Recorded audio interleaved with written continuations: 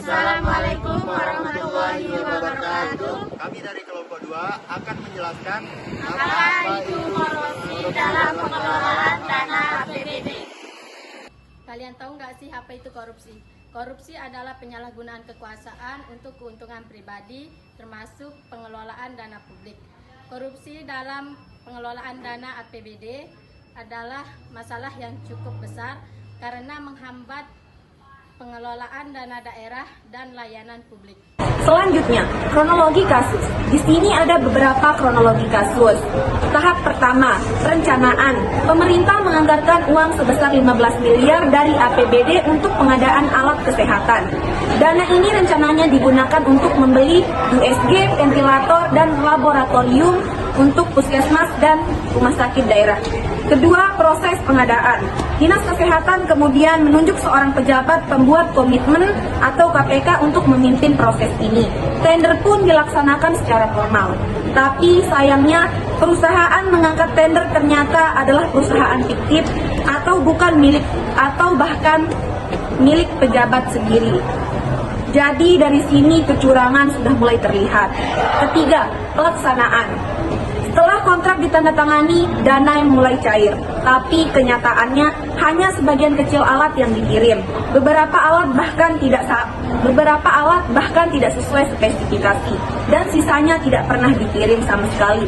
Artinya, fasilitas kesehatan tidak menerima alat yang dijanjikan, tapi uangnya sudah habis. Keempat, audit dan investigasi. Masyarakat mulai melapor kualitas alat yang buruk atau alat yang sama sekali tidak sampai.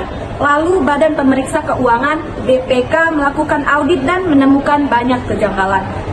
Ada barang yang tercatat dalam laporan, tapi tidak ada wujudnya di lapangan. Ini adalah contoh nyata bagaimana korupsi APBD bisa merusak sistem pelayanan kesehatan. Uangnya ada, tapi manfaatnya tidak sampai ke masyarakat.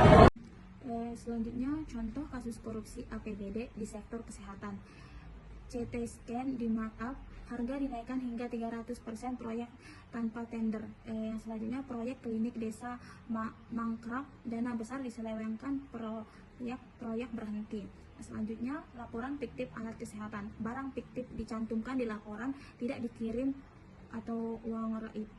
Dampak langsung, pelayanan kesehatan menurun, masyarakat resah, kepercayaan publik menurun. dampak korupsi terhadap kualitas pelayanan kesehatan. 1.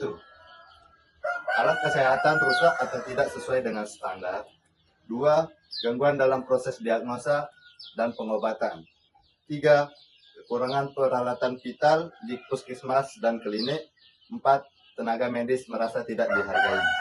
Dan dampak korupsi terhadap kesehatan masyarakat. 1.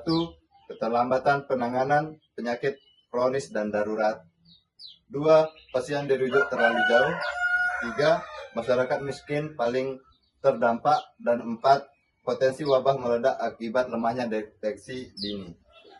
Baik, di sini saya akan menjelaskan gimana sih upaya kita untuk mencegah korupsi dalam pengelolaan dana APBD.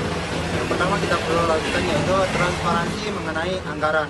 Transparansi mengenai anggaran ini sangat perlu dilakukan. Dari proses perencanaan dan pengelolaan anggaran itu perlu diketahui oleh masyarakat publik biar tidak terjadinya korupsi tersebut.